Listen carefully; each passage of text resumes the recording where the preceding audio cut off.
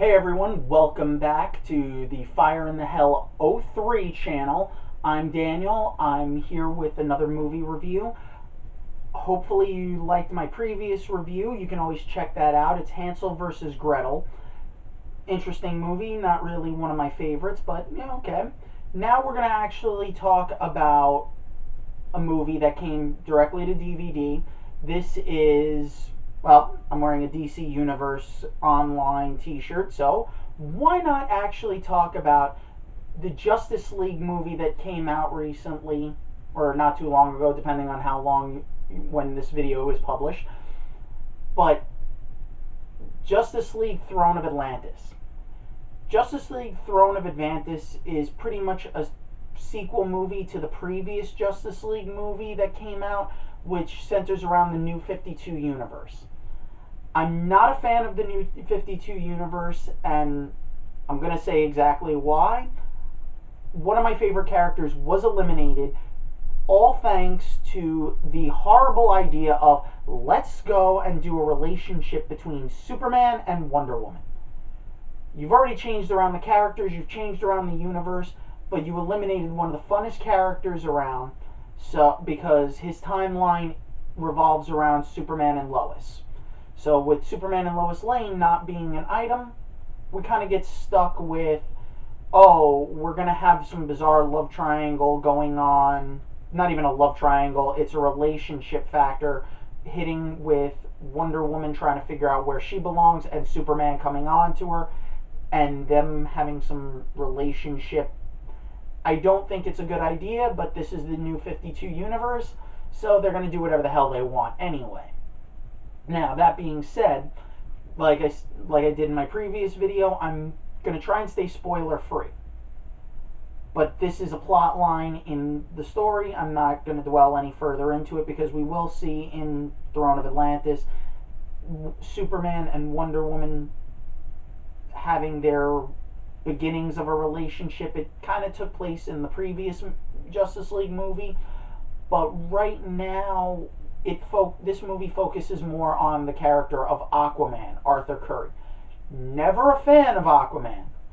Probably one of the weakest characters in my opinion within the universe, and I'm amazed that he even got his own movie.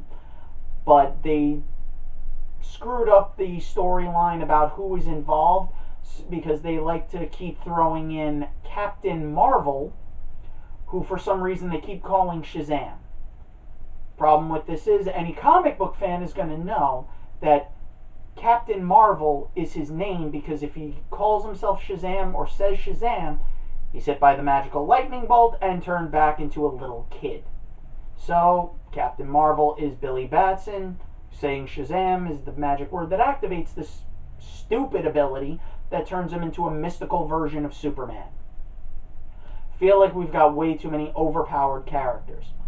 Batman, one of the greatest characters in the DC universe, in a lot of people's opinion, including my own, does not really get a lot of time in this movie, but he's in this. It's Flash, Aquaman, Wonder Woman, Superman, Cyborg, Green Lantern, and Captain Marvel, which they keep calling Shazam. It's another thing about the New 52 universe that bugs me. But I'll have to leave that off to the side. I've already spoken enough on that. The story follows a young Aquaman before he's Aquaman, learning about after the death of his father, finds out who his parentage is after being attacked by Atlantean creatures and trying to actually be found by his mother, the Queen of Atlantis. The story really, it's an interesting story because ever since the movie came out of Operation Flashpoint Paradox, Justice League movies seem to have taken a more violent tone, which I actually love the fact that they've gone a little more adult. The animation style is more akin to the show Young Justice, which unfortunately didn't get picked up for season 3. But the DVDs are available. You can find them on Amazon. Now, when you actually watch the movie, you can see a bloodbath going on at certain times. Just people getting killed left and right, which is a very interesting thing because comic book movies, animated or otherwise, have only in recent years actually started to show a death toll, where before it was no one ever died. Interesting. Nice change up. The story does have the Justice League kind of coming together and helping out Aquaman. You do get a nice assortment of villains. You get an interesting plot line. This is a movie that, while most people that are not Aquaman fans are probably going to hate, I myself am not an Aquaman fan. I feel that Aquaman is a character that didn't really warrant his own movie. I'd rather see another Flash movie because Flash is becoming one of the most interesting characters, especially from Operation Flashpoint Paradox. Now, with Throne of Atlantis, they do focus a lot on Aquaman becoming Aquaman. And they do a good job with it. The story is very simple, but there's some plot twists and turns that you get to find. If you're a comic book fan, it's not really a challenge. It's nothing that you're going to be shocked on.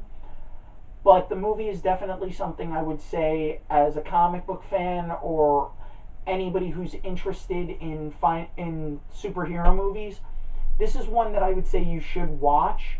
I'm not going to say that this is a must-see, but from DC, their animated movies have gotten progressively better throughout the years. Their animated movies are always good. They have a unique ability when it comes to DC's franchise with animation is usually on point. Live action stuff can be hit or miss, but animation style works very well for them. This is one that if you're a fan, you should definitely pick this one up. Check it out. You can check it out on Netflix. You can order it off of Amazon. I'm pretty sure you can find it in a red box. You can order it, whatever you're going to do, stream it. I do not have Netflix, so I am not promoting Netflix. If Netflix would like to have me sponsor them, I'm more than willing. If they want to give me a subscription, feel free. I'll probably have to get them at some point, but right now, I'm not promoting anything other than a movie review. Let that be clear. That being said, this is a movie that on my scale of must-see, watch, travel, can miss, and avoid, I'm going to say that this is a watch. It's one you'll want to pay attention to due to the animation style. You may not have to own it, but it's worth checking out. This is a movie that I say you should watch. So, that being said, hopefully I haven't spoiled really anything, but it's a comic book movie that any fan of comic book movies may want to check out. If you're a fan of animation, this is an animated movie, so you're going to get 100% action-packed animation style. DC fans are probably going to love it. If you're a fan of Marvel, you may want to check it out and see what's going on. But right now, as far as I'm concerned, this movie's a watch. I am Daniel at the Fire in the Hell 03 channel. Subscribe. Check out any links I have listed underneath. You can check out previous videos, my previous review of Hansel vs. Gretel. You can also check out some of my AMVs, any music video stuff that I've done, as well as a Star Wars fan film in my previous videos. Loot Crate unboxings. Hopefully there'll be more soon, depending on when this video is released. I may be in the February's month. I may be in March. We'll find out when this video is released. But check this one out. Check out the movie. Enjoy. Subscribe to my channel. Tell your friends. Recommend. And hopefully I will see you for the next movie.